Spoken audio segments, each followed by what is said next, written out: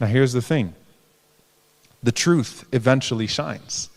It eventually breaks through the layers of falsehood for those who are seeking truth, for those who want to open their eyes, for the Abdullah ibn Salams of the world today, that despite having every reason to not believe, are sincere in their pursuit of truth and truthful narratives, of the truth of faith and the truth of politics, of the truth of the way that the world works, and they manage to peel back those layers. And that frustrates the purveyors of falsehood. So what do? They lie more. The lies get more outrageous. And then the suppression of the truth becomes more outrageous. And you know what? I say this to us as Muslims, that we have to maintain the moral high ground at all times. We don't need to lie. We don't need to lie about 40 babies being cooked in ovens. We have thousands of babies that have been cooked on your screens. We don't need to lie to you about what actually is happening in regards to the Palestinian people. We don't need to lie to you about history. Let history speak for itself.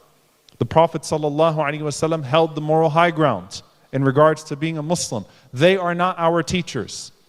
The Messenger of Allah ﷺ refused to employ the same tactics against him that they employed against them. He refused to apply the same tactics against them that they applied against him. Think if the Prophet ﷺ divulged some of the secrets of Abu Jahl and Abu Lahab, some of the secrets of Umayyah, because wasn't he the secret keeper sallallahu alaihi wasallam? Wasn't he al-Amin? Think about how many times Abu Lahab or Abu Jahl and these people confided in the Prophet ﷺ with something deeply personal to them. The Prophet ﷺ didn't get nasty with them. No, we don't do that. Imagine if the Prophet ﷺ took the bodies of Abu Jahl and Al-Akhnas ibn Shaykh and he cut them up and he put them up and did tamthil, crucified them on sticks to send a message to the Meccans, don't try this again. Instead, the Prophet ﷺ freed their children and kept his hand open to them and his heart open to them. We're not like you. The truth doesn't need falsehood. Our message is too pure to be tainted by what contradicts it. This is true about Islam. This is true about Palestine. This is true about Gaza. This is true about truthful narratives. Let the truth speak for itself and make sure that you represent it truthfully. Ya ayyuhalladhina amanu taqullaha wa kunu ma'as sadiqin. O you who believe, be mindful of Allah and be with the truthful. Let the way that you carry yourself in business and your interactions, in the way that you speak, be truthful. Show that nobility and that dignity.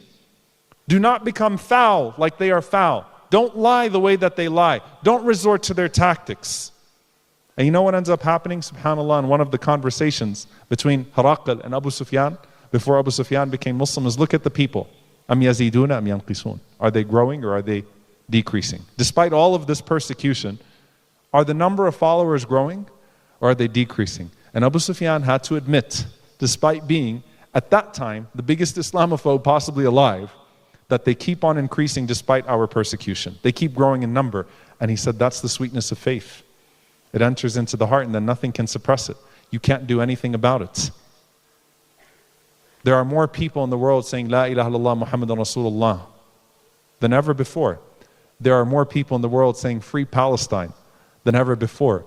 They are so afraid that they're trying to criminalize words and slogans, redefine them, misinterpret them, disperse, suppress, because nothing is working, because you can't keep putting lipstick on a genocide. You can't put lipstick on apartheid.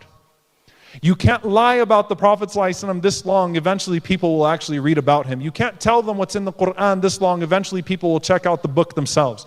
You can't keep lying and expect the lies to hold. Eventually, they will fold.